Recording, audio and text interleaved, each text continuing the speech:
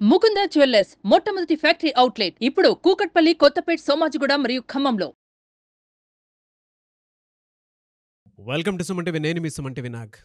Kolkata incident దగ్గర నుంచి కనుక మనం చూసుకుంటే మమతా బెనర్జీ తీసుకున్నటువంటి ఒక్కొక్క డెసిషన్ కనుక మనం చూస్తే నేషనల్ వైడ్ సీనియర్ పొలిటీషియన్ అని చెప్పేసి చెప్పాలి. ఆ ఇన్ఫ్లుయెన్స్ అంతా ఏ విధంగా ఈ కేసుకు సంబంధించినటువంటి వాటిలో ఎలాంటి ఊహించినటువంటి మలుపులు తిరుగుతూ ఉంది, ఏ విధంగా తీసుకుని వెళ్తున్నారు అనేటువంటి విషయాలు చెప్పడానికి ఒక్కసారి గత చరిత్రను తవ్వుదాం.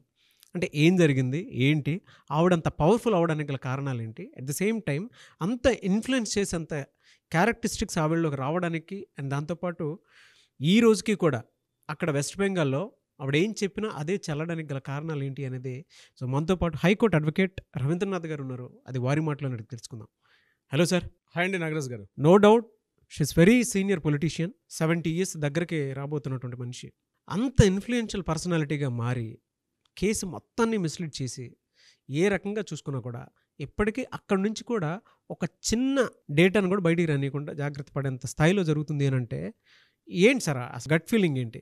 మమతా బెనర్జీ గారు ప్రధానంగా అండి ఇప్పుడు ఆవిడకి వయసు సుమారుగా 70 సంవత్సరాలు దగ్గర పడుతున్నారు. ఈవిడ 1955లో జన్మించారు. 1970లో అంటే 15 ఏళ్ల వయసులోనే ఇండియన్ నేషనల్ కాంగ్రెస్ పార్టీలో జాయిన్ అయ్యారు. ఈవిడ అంటే 15 ఏళ్ళప్పుడే రాజకీయ ప్రవేశం చేసి ఇప్పటికి 2024 అంటే సుమారుగా అదొక 70 సంవత్సరాల్లో 15 ఏళ్ళు తీసేశారనుకోండి, సుమారుగా 55 సంవత్సరాల పాటు ఆవిడ విస్తారమైన అపారమైన రాజకీయ అనుభవం. అంతటి రాజకీయ ధురంధరాలు బహుశా ఎక్కడ ఉండకపోవచ్చేమో బహుశా మన రాష్ట్రాల్లో ప్రెజెంట్ లైవ్లో ఉన్నటువంటి వ్యక్తులు. అంటే రాజకీయ సన్యాసం తీసుకోకుండా ప్రెజెంట్ రాజకీయాల్లో ఇంకా తన రాజకీయాలను చూపిస్తున్నటువంటి వ్యక్తిగా మమతా బెనర్జీ గారు నెంబర్ 1 పొజిషన్లో ఉంటారు. మొట్టమొదటి ముఖ్యమంత్రి, మహిళా ముఖ్యమంత్రి కూడా ఈవిడే. అంటే నేను చెప్పాను కదా, 15 ఏళ్ళప్పుడే ఈవిడ కాంగ్రెస్ పార్టీలో జాయిన్ అవ్వడం, అక్కడి నుంచి ఒక్కొక్క మెట్టు ఎక్కుకుంటూ కాంగ్రెస్ పార్టీని బీటౌట్ చేశారు. అట్ ద సేమ్ టైం 34 సంవత్సరాల పాటు ఆ వెస్ట్ బెంగాల్ని వామపక్ష పార్టీలు సిపిఐ సిపిఎంలు కూడా పరిపాలిస్తుంటే వాళ్ళని ధీటుగా ఎదుర్కొని తన తృణమూల కాంగ్రెస్ పార్టీని స్థాపించి అందులో కీలక నేతగా ఎదిగి తను పూర్తిగా ముఖ్యమంత్రిగా తను శాసించడం అనేది చిన్న విషయం కాదండి. ఇప్పుడు నేను జరిగిన సంఘటన బహుశా ఆవిడకి ఒక పీనట్ కావచ్చు. Exactly it's a peanut. ఆవిడకి ఎన్నో సంఘటనలు చూసింది. ఒకటి ముఖ్యంగా 2006, 2007 ఈ టైంలో మహా ఉధృతంగా జరిగిన ఒక ఉద్యమం అండి, ముఖ్యంగా సింగూరు ఉద్యమం. ఆ సింగూరు ఉద్యమం ఏంటంటే టాటా మోటార్స్ వారు, మీకు అందరూ తెలుసు, అక్కడ టాటా వాళ్ళు ఒక కారు తయారు చేద్దామని తీసుకొచ్చారు ఇన్ ద ఇయర్ ఆఫ్ 2006లో. టాటా మోటార్స్ వారు 2000 ఎకరాలు అడిగినప్పుడు అప్పటి నుండి సిపిఎం పార్టీలో ముఖ్యమంత్రి గారు ఈ సింగూరు అనే ప్రాంతంలో ల్యాండ్ అలాట్ చేయడం జరిగింది.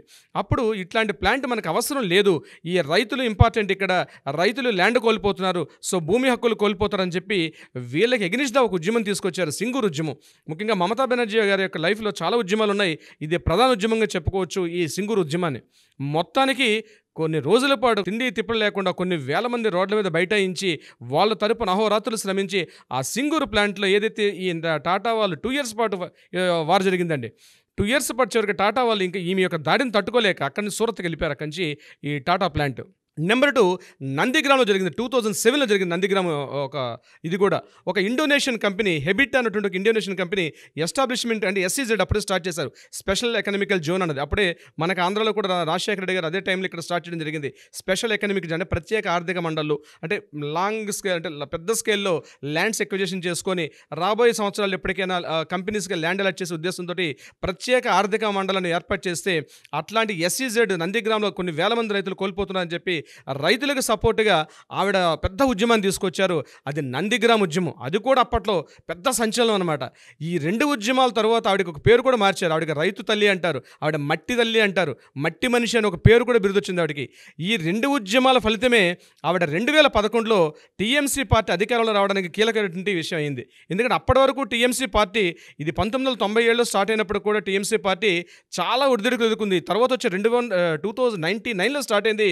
2001లో వచ్చిన ఎలక్షన్స్లో కూడా తృణమూల కాంగ్రెస్ పార్టీ ఓడిపోయింది, నామరూపాలు లేకుండా ఓడిపోయింది అప్పుడు ఆ పార్టీ. అటువంటి సందర్భాల్లో ఈ 2 ఉద్యమాలు ఆవిడకి, అంటే నేను ఎందుకు ఈ విషయం చెప్తున్నానంటే ఒక ఉద్యమాలు ఎలా చేస్తారు, ఉద్యమాల యొక్క మనస్తత్వాలు ఎలా ఉంటాయి, వాళ్ళ సైకాలజీ నేను చెప్తున్నా అండి, వాళ్ళు ఏ రకంగా ఆలోచిస్తారు, అటువంటి ఉద్యమాలు ఎట్లా లేపాలి, ఎట్లా తొక్కేయాలనే విషయంలో మమతా బెనర్జీ గారు చేసినటువంటి పాత్ర అమోఘం. ఆ ఉద్యమాల పేరు పెట్టుకునే తృణమూల పార్టీ కాంగ్రెస్లో ఆవిడ చీఫ్ మినిస్టర్ అయ్యారు. సో ఆవిడకి ఉద్యమం యొక్క నేపథ్యం తెలుసు, ఉద్యమం యొక్క పరిస్థితులు పూర్తిగా తెలుసు. అయితే ఇక్కడ వీళ్ళు అంటే నేను కొద్దిగా టాపిక్ నుంచి కొద్దిగా చేంజ్ పక్క వస్తున్నాను నాగరాజు గారు. విషయం ఏంటంటే భారతదేశంలో ప్రధానమైనటువంటి నగరాలైనటువంటి ఢిల్లీ, కల్కటా, మనం చిన్నప్పుడు దూరదర్శన్లు చేసినప్పుడు కూడా ఉష్ణోగ్రతలు చెప్పేటప్పుడు కూడా ఢిల్లీ, ముంబై, కల్కటా, చెన్నై ఈ 4 ప్రాంతాలు చెప్తారు ఎప్పుడు కూడా. అంటే ఇవి ప్రధాన నగరాలు ఒకప్పుడు. అవును ఇవి ప్రధాన నగరాలు మనకి కంట్రీలో. అయితే ఢిల్లీ డెవలప్ అయింది, ముంబై డెవలప్ అయింది, చెన్నై డెవలప్ అయింది, కానీ కల్కటా స్వాతంత్ర్యం వచ్చిన ఈ రోజుగా 78 సంవత్సరాల తర్వాత కూడా ఇప్పటికి కూడా మిగిలిన నగరాలతో పోలిస్తే అంతా డెవలప్ కాలేదు. దానికి కారణం ఏమిటంటే మార్క్సిస్ట్ పార్టీ యొక్క విధానం ఏమిటంటే వీళ్ళు కొత్త సంస్థల్ని, కొత్త కంపెనీస్ని వీళ్ళు ఎంకరేజ్ చేయరు. వీళ్ళు అంటే ముఖ్యంగా ఈ పెట్టుబడిదారీ వ్యవస్థని వ్యతిరేకించే పార్టీలు ఇవన్నీ కూడా మార్క్సిస్ట్ పార్టీలు. అందుకే మీకు చెన్నైలో రకరకాల కంపెనీస్ హుండాయ్ కానీ మొదలు ఎన్నో కంపెనీస్ వచ్చాయి, ఢిల్లీలో వచ్చాయి, ముంబైలో వచ్చాయి. అట్ ద సేమ్ టైం 2000 వచ్చినట్టు ఐటీ సెగ్మెంట్ పెరిగిన తర్వాత కూడా ఎన్నో ఐటీ కంపెనీస్ ప్యారలల్గా ఈ 4 నగరాలతో పాటు బెంగళూరు, పూణే, అహ్మదాబాద్ ఈ సిటీస్ డెవలప్ అయ్యి ఇంక్లూడింగ్ హైదరాబాద్తో సహా. కానీ ఎప్పటికో పురాతన సిటీ అంటే కలకత్తా నగరం మాత్రం అట్లాగే ఉండిపోయింది. దీనికి కారణం మమతా బెనర్జీ గారి మార్క్సిస్ట్ పార్టీ తర్వాత ఎప్పుడైతే తృణమూల కాంగ్రెస్ పార్టీ ఏర్పాటైందో ఈవిడ కూడా మారుతున్న కాలానికి అనుగుణంగా మారకుండా ఇంకా పాత దాన్ని ఏమంటారంటే బూజు పట్టినటువంటి ఆ పాత పెట్టుబడిదారి విధానాన్ని వ్యతిరేకిస్తూ ఇంకా అలా ఉండిపోవడం వల్ల ఇప్పటికీ కూడా వెస్ట్ బెంగాల్లో పేదరికం, పూర్తిగా అంటరానితనం, పూర్తిగా అస్పృశ్యత, నిరంకుశత్వం, సరైన విద్య, వైద్య విధానం లేక ఇప్పటికి కూడా వెస్ట్ బెంగాల్లో నాగరాజు గారు చాలా వెనుకబడి ఉంది మిగిలిన రాష్ట్రాలతో పోలిస్తే. ఇప్పటికి ఎక్కడ ఉండాల్సినటువంటి మహానగరం కలకత్తా మహానగరం. అంటే ఈవిడ సరైన టైంలో సరైన డెసిషన్ తీసుకోవడం వల్ల సరైన మార్పులు ఎప్పుడు వచ్చింది? 2011లో ఈవిడ చీఫ్ మినిస్టర్ అయ్యారు. ఫస్ట్ టైం 2011లో ఏది ఇప్పుడు నేను చెప్పినట్టు సింగూర్ ఉద్యమం కానీ లేకపోతే నందిగ్రామ్ ఉద్యమాల తర్వాత ఈవిడ 2011లో ఫస్ట్ టైం సీఎం అయ్యారు. ఈవిడ మీద చాలా హోప్ పెట్టుకున్నారు లోకల్ ప్రజలందరూ కూడా. కానీ ఈవిడ పెద్ద మార్పు ఏమీ లేదండి. ఇంకా ఆ బూజు పట్టిన విధానాలను పట్టుకునే ఈవిడ ఇంకా అప్పటికి అలానే ఉన్నారు. ఇంకా మారుతున్న కాలానుగుణంగా మారలేదు. ఎగ్జాంపుల్ ఇప్పుడు మన హైదరాబాద్, ఆంధ్రప్రదేశ్ తీసుకుంటే ఒక్కసారి మనకి 2000 తర్వాత వచ్చినటువంటి ఈ ఐటీ సాఫ్ట్వేర్ సెగ్మెంట్ని చంద్రబాబు నాయుడు గారు కానీ, ఆ తర్వాత వచ్చిన కేసీఆర్ కానీ, ఆ తర్వాత వచ్చిన రాజశేఖర రెడ్డి కానీ ఒక్కొక్కరు దాన్ని ముందుకు తీసుకెళ్లారు. ఇప్పుడు 2000 తర్వాత వచ్చినట్టు మార్పులు ఏమైంది? ఇటు మన ఆంధ్రప్రదేశ్లో హైదరాబాద్ కానీ డెవలప్ అవడానికి కారణం ఏంటంటే తర్వాత వచ్చిన పార్టీలో సీఎం అందరూ కూడా సరే పార్టీ విధి విధానాలు పక్కన పెడితే తమ వంతు ఒక కృషి చేసుకుంటూ మొక్కకు నీళ్లు పోసుకుంటూ వెళ్ళారు. కానీ ఈ రోజుకి సాఫ్ట్వేర్ రంగం నుంచి కలకత్తా రంగంలో డెవలప్ కాకపోవడానికి కారణం ఏంటంటే మమతా బెనర్జీ తీసుకున్న నిర్ణయాలు ఒక రకంగా కారణం. ఇప్పటికి కూడా అస్పృశ్యత, నిరంకుశత్వం, విద్య, వైద్యాలు బాగా వెనుకబడినటువంటి ఒక కలకత్తా నగరం ఇప్పటికి కూడా ఉంది. కానీ వాళ్ళలో పేట్రియటిజం మాత్రం ఇప్పటికే తగ్గకుండా అదే స్థాయిలో ఉంది. అయితే మమతా బెనర్జీ గారి విషయానికి వచ్చినట్లయితే తను ఉద్యమాలు చేసే వాళ్ళ యొక్క ఇప్పుడు నేను చెప్పినట్టుగా ఈ ఉద్యమాలు చేసే వాళ్ళ యొక్క మైండ్ సెట్లు ఎట్లా ఉంటే ఆవిడకి బాగా తెలుసు విషయంలో. 2006 ఆ ప్రాంతంలో ఈ బరిహెసెట్ దగ్గర మత ఘర్షణలు బాగా పెరిగాయి. అంటే ఒక చిన్న ఎవరో సోషల్ మీడియాలో ఒక పోస్ట్ పెట్టారు. ఆ పోస్ట్ ఏమైందంటే హిందూ ముస్లిమ్స్ మధ్య బాగా పెద్ద వివాదం రాజుకుంది. అది ఎంతగా వివాదం రాజుకుందంటే కొన్ని వందల మంది ప్రాణాలు కోల్పోయారు ఆ బరిహెసెట్ అనేటువంటి ఒక ప్రాంతం జరిగిన వివాదాల వల్ల. దాన్ని కూడా సరైన విధంగా దాన్ని ఆ మత ఘర్షణని అనుకున్నట్టుగా దాన్ని కంట్రోల్ చేయకపోవడంలో ఒక విధంగా మమతా బెనర్జీ గారు ఫెయిల్ అయ్యారు. దాని తర్వాత హూగ్లీలో వచ్చినటువంటి మత ఘర్షణలు అది కూడా సేమ్ కమ్యూనల్ ప్రాబ్లమ్స్. అక్కడ కూడా ఈ హిందూ ముస్లిమ్స్ మధ్య వచ్చినటువంటి ఆ విధి విధానాలకు కూడా సరైన విధంగా కంట్రోల్ చేసుకోవడం వల్ల ఈ టైంలో ఏమైంది? ఇక్కడ 2 వ్యవస్థలు అండి ముఖ్యంగా వెస్ట్ బెంగాల్లో. ఒకటి communist party, Congress party, BJP party మీద కొంతవరకు అపవాదం ఉంది. ఇది పూర్తిగా మతతత్వ పార్టీ నాకు అపవాదం ఉంది. కమ్యూనిస్ట్ పార్టీ పెట్టుబడిదారు విధానానికి పూర్తిగా వ్యతిరేకత ఉంటుంది. కాంగ్రెస్ పార్టీ వీళ్ళు సెక్యులర్ పార్టీస్ విధానం ఉంటారు. కానీ ఈ మధ్యలో తృణమూల పార్టీ ఈ టీఎంసీ పార్టీ ఏదైతే ఉందో తను కంప్లీట్గా బ్యాలెన్స్ చేసుకోలేక కంప్లీట్గా ఒక విధంగా చెప్పాలంటే 3 సార్లు ముఖ్యమంత్రిగా 2011, 2016, 2021 3 సార్లు ఎన్నికైంది ఆవిడ అది చీఫ్ మినిస్టర్గా. కానీ 2021 తర్వాత నుంచి ఆవిడ యొక్క గ్రాఫ్ తగ్గుకుంటూ వచ్చింది. ముఖ్యంగా శారదా చిట్ ఫండ్ స్కామ్ అయితేనేమి, తర్వాత వచ్చినటువంటి మరికొన్ని చిట్ ఫండ్ స్కామ్స్, రకరకాల చిట్ ఫండ్ స్కామ్స్లో ఇరుక్కుపోయిన చాలామంది అక్కడ కొన్ని కోట్ల మంది అక్కడ నష్టపోయారు ఈ చిట్ ఫండ్ స్కామ్లో పెట్టి. తర్వాత ప్రజల్లో ఉన్నటువంటి రైతులకు కావాల్సినటువంటి ఒక విధంగా వాళ్ళకి సపోర్ట్ అంటే తను ఉద్యమాలు చేసింది, తన అధికారంకి వచ్చిన తర్వాత ఇప్పటికి కూడా వాళ్ళకి ఇప్పుడు రైతు బంధువులు అంటే పథకాలు కానీ, రైతులకు రుణమాఫీ పథకాలు కానీ ఇవ్వడంలో రాష్ట్ర ప్రభుత్వం చాలా వెనుకబడింది. అట్ ద సేమ్ టైం కేంద్ర ప్రభుత్వం నుంచి కూడా వీరికి సత్సంబంధాలు లేకపోవడం, అంటే కేంద్ర ప్రభుత్వం నుంచి వస్తున్నటువంటి ఆ యొక్క పరిమితంగా ఉన్నటువంటి నిధులు కూడా ఆ రాష్ట్రాన్ని డెవలప్ చేసుకోలేకపోయిన పరిస్థితి. ఒక విధంగా చెప్పాలంటే చక్రబంధం ఉంది. ఆవిడ ఫైనాన్షియల్గా, ఆర్థికంగా చెప్పాలంటే వెస్ట్ బెంగాల్ స్టేట్ మాత్రం మిగిలినటువంటి రాష్ట్రాలతో పోలిస్తే కొంత చక్రబంధంలో ఉంది మమతా బెనర్జీ తీసుకున్నటువంటి కొన్ని చారిత్రక తప్పిదాల వల్ల. అయితే ఇప్పుడు మనం టాపిక్ వద్దాం. ఇప్పుడు మన మమతా బెనర్జీ గారు ఇప్పుడు ఈ సంఘటన విషయం తీసుకొస్తే, మమతా బెనర్జీ గారు మొదటి నుంచి ఆవిడకి కావాల్సింది ఏంటంటే ప్రజల యొక్క సానుభూతి. ప్రజల్లో ఒక మమేకం అయిపోతారు. తను కూడా వాళ్ళలో ఒక వ్యక్తిగా కనిపిస్తారు. ఒక సాధారణ చీర కట్టుకుంటారు. ఎంత దూరం నడుచుకుంటూ వెళ్తారు. ఒక చిన్న మామూలు చేతి సంచి ఒకటి, అంటే మామూలుగా ఒక సాధారణ గృహిణి ఎట్లా ఉంటారో తన వేష భాషను అలాగే ఉంటాయి. భాష ఎలా ఉంటుంది, వాళ్ళలో కంప్లీట్గా లోకల్ భాష మాట్లాడుతూ వాళ్ళకి దగ్గరగా అయ్యే ప్రయత్నం చేస్తారు.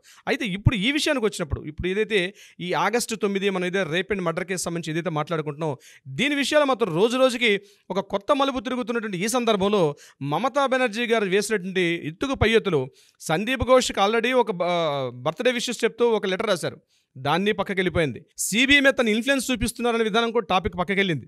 ఇప్పుడు ఏమైంది, అక్కడ నిరసనకారులు, మమతా బెనర్జీ ప్రభుత్వం, ఈ రెండింటి మధ్య ఒక పెద్ద వార్ నడుస్తుంది. ఈ వార్లో ఒక్కొక్క రోజు ఒక్కొక్కరికి ఎత్తుకు పై ఎత్తులు వేసుకుంటూ వెళ్తున్నారు. కానీ మంకు పట్టి విడకుండా నిరసనకారులు అదేవిధంగా ఉన్నారు. మమతా బెనర్జీ కూడా తన మంకు పట్టి విడట్లా. వాళ్ళు ఒకటే డిమాండ్ అడిగారు, వీలైతే ట్రాన్స్పరెంట్గా మనం లైవ్ టెలికాస్ట్ చేయమన్నారు. ఇది ఆవిడకి ఏంది డిఫెన్స్లో పడింది. లైవ్ టెలికాస్ట్ పెట్టండి, లేకపోతే మేము మీ చర్చలకు రావని చెప్పి ఎప్పుడైతే నిరసనకారులు వాయిస్ పెంచారో ఇమ్మీడియట్గా మమతా బెనర్జీ తన డిఫెన్స్లో పడిపోయింది. ఇప్పుడు తను ఆడిన డ్రామా ఏంటి, నా కుర్చీ ఇంపార్టెంట్ కాదు, నా chair is not a important, నాకు ప్రజల యొక్క భవిష్యత్తు ఇంపార్టెంట్, ప్రజల యొక్క ఇది ఇంపార్టెంట్, వీలైతే నేను కూడా మీతో పాటు వచ్చి స్ట్రైక్ చేస్తాను, మీతో పాటు నేను ధర్నాలో పాల్గొంటా, మీతో పాటు న్యాయం కావాలని కోరుకుంటా, ఎవరైతే బాధిత తల్లిదండ్రులు ఉన్నారో వాళ్ళకి సత్సహాయం చేస్తానని చెప్తూ తను ఇమ్మీడియట్గా యూటర్న్ తీసుకొని ఇప్పుడు డిఫెన్స్ ఎవరికి పడేసింది, నిరసనకారులు డిఫెన్స్లో పడ్డారు. ఈవిడేందా బాస్ చూసి సీఎం అంటుంది, నేను సీఎం కూర్చుని కూడా వదిలేని సిద్ధంగా ఉన్నాను, మీరు చెప్పండి విడిచేయమంటే విడిచేస్తానని చెప్పి. మొన్నటిదాకా నిరసనకారులు ఏమని మాట్లాడారు, మమతా బెనర్జీ రిజైన్ చేయాలి, సిపి రిజైన్ చేయాలి అని చెప్పి ఎప్పుడైతే గట్టిగా గలమెత్తారో, ఎప్పుడైతే మమతా బెనర్జీ ఈరోజు సీఎం నేను రిజైన్ చేయడానికి రెడీగా ఉన్నాను, ఓకే మీరు ఓకే అంటే ఇప్పుడు నేను చెప్పండి చెప్పి తన డాక్యుమెంట్ కూడా రెడీ చేసి వాళ్ళ ముందు చూపించడంతో ఇప్పుడు నిరసనకారులు ఏమంటున్నారు, మేము రాజీనామా మిమ్మల్ని అడగలేదు, మా డిమాండ్స్ ఏవైతే ఉన్నాయో ఆ డిమాండ్స్ని కంప్లీట్ చేయమని అడుగుతాం తప్పించి నీ రాజీనామాలు వచ్చి మాకు ఉపయోగం లేదని చెప్పి వీళ్ళు డిఫెన్స్లో పడ్డారు. అంటే ఈ రకంగా ఒక ఎత్తుకు పై ఎత్తులు. ఆవిడ అపార అనుభవం అండి, 70 సంవత్సరాల వ్యక్తి. అంటే 15 ఏళ్ళప్పుడు రాజకీయాలు వచ్చిందంటే పివి నరసింహ గారిని చూసింది, వాజ్పేయి గారిని చూసింది, మన్మోహన్ సింగ్ గారిని చూసింది. ఆవిడ రైల్వే శాఖ మంత్రిగా పనిచేస్తారు. 1991లోనే ఈవిడ ఫస్ట్ రైల్వే ఒక సహాయ మంత్రిగా పనిచేశారు. 91లో 1991లో 92లో జరిగిన బాబరీ అల్లర్లు చూశారు. అంటే మహామహులతో ఆవిడ చూసేశారు అక్కడ. ఆ ఉద్దండ అతిరథ మహారాజులు అంటారు చూసారా, అట్లాంటి ముఖ్యమంత్రులు కానీ, ముఖ్యంగా ప్రణబ్ ముఖర్జీ, జ్యోతి బసు, ఇట్లాంటి వాళ్ళ సహచర్యం వాడికి తెలుసు. సెంటర్లో చూస్తే ప్రైమ్ మినిస్టర్లు మన్మోహన్ సింగ్, మన పివి నరసింహారావు గారు, వాజ్పేయి గారు, ఇప్పుడు నరేంద్ర మోడీ గారు, అంటే అతిరథ మహారాజులు అందరితోటి ఆవిడ సాంగత్యం తెలిసిపోయింది. సో భారతదేశంలో ఒకప్పుడు పెద్ద పెద్ద అల్లర్లు, ముఖ్యంగా మత సంఘర్షణలు చూశారు. సో ఆవిడ దృష్టిలో ఇది ఒక స్మాల్ పీనట్ అని ముందు అనడానికి కారణం అదే. దీన్ని సక్రమంగా ఎదుర్కొంటారు సార్. వాళ్ళు వర్షంలో నిరసన వ్యక్తపరుస్తున్నారు సార్. వర్షంలో అంత దారుణంగా మాకు న్యాయం జరగాలి అని చెప్పేసి వాళ్ళు రోడ్ల మీద బైఠాయించి వర్షంలో కూడా నిరసన తెలుపుతున్నారు అని అంటే అంత నిరంకుశత్వం అంటే ఎలా సార్ అసలు? దీనికి ప్రజల్లో వ్యతిరేకత రావాలండి, నిరసనకారులో వ్యతిరేకత కాదు. ప్రజల్లో వ్యతిరేకత వచ్చిన రోజు నాడు ఎంత పెద్ద నిరంకుశవాదైనా కిందకి పడాల్సిందే. ఇది చరిత్ర చెప్తున్న సాక్ష్యం. ప్రజల్లో మార్పు రావాలి, కానీ ప్రజల సంఘీభావం తెలపట్ల. నిరసనకారులు కొన్ని వేల మంది, వందల మంది వస్తున్నారు. నేను నిన్ననే మనం ఒక వీడియోలో మాట్లాడుకున్నాను నాగరాజ్ గారు. ఎస్మా ప్రయోగిస్తే, ఎసెన్షియల్ సర్వీసెస్ మెయింటెనెన్స్ యాక్ట్ వస్తే ప్రాబ్లం ఏమిటి?